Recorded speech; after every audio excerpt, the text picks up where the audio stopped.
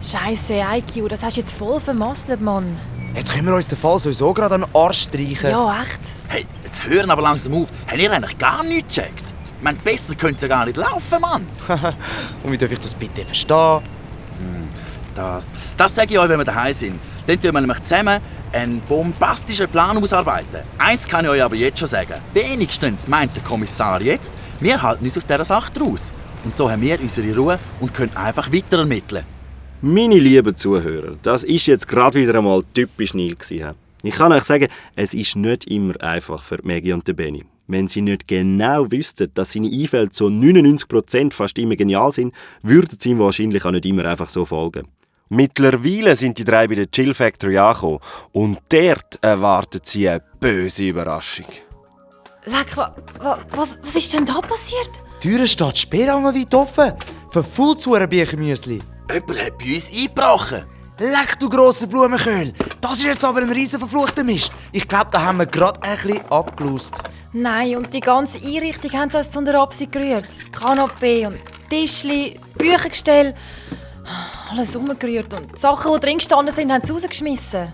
Hurensiech. Hunger haben sie glaube ich auch noch gehabt. Unser ganze Klassenvorrat haben sie aufgefressen. Und 2 Liter Gocki haben sie auch noch weggesoffen. Mann, es ist nur noch ein kleiner Rest übrig geblieben. Oh, ich könnte brüllen. Hey Leute, wenigstens haben sie unseren Kompi in der Besenkammer nicht entdeckt. Wer könnte das noch gewesen sein? Ach, das ist doch jetzt egal. Zuerst müssen wir mal aufräumen und dann schauen wir, dass wir in unserem Fall weiterkommen. Wir dürfen uns nicht durch solche Zwischenfälle aufhalten lassen. Komm, Benni, wir stellen zuerst mal das Büchergestell wieder auf. Okay. Ich räume in dem Fall mal die Küche auf.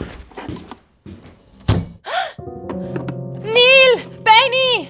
Maggie steht entsetzt in der Küche und zeigt mit weit aufgerissenen Augen auf die Kühlschranktür, die bis zu dem Zeitpunkt noch offen war. Wo sie beim Putzen zugestoßen hat, hat sie gesehen, was dort drauf steht. Da steht, passt auf, sonst... Mit Zeitungsbuchstaben aufs Blatt geklebt. Wenn das keine Drohung ist... Und was gedenken ihr jetzt zu machen? Wir machen natürlich weiter. Was denn sonst? Aber... Schwesterherzli, ich glaube auch, dass wir weitermachen sollten. Wenn wir jetzt wieder aufhören, dann werden wir genau das machen, was die Ganoven wollen. Und abgesehen davon haben wir ja noch nicht einmal angefangen. Und etwas, das man noch nicht angefangen hat, kann man auch nicht aufhören. Meine meinen, aber ich weiss nicht so recht. Hey, jetzt hör mal auf stottern. Du bist doch sonst immer die mutigste von uns drinnen. Stimmt, hast recht. Machen wir weiter. Das haben sie dann auch gemacht. Sie haben zwar alle ein bisschen schlotterige Knie gehabt, aber zugeben, nie im Leben. Sie sind schließlich die mutigsten Kinder der ganzen Schule und heute können sie das unter Beweis stellen. So haben sie dann fertig aufgeräumt, haben ihre Chill Factory wieder auf Vordermann gebracht und den Tisch in der Mitte vom Raum geleert, dass der Neil dort drauf schreiben und seine Pläne ausbreiten kann.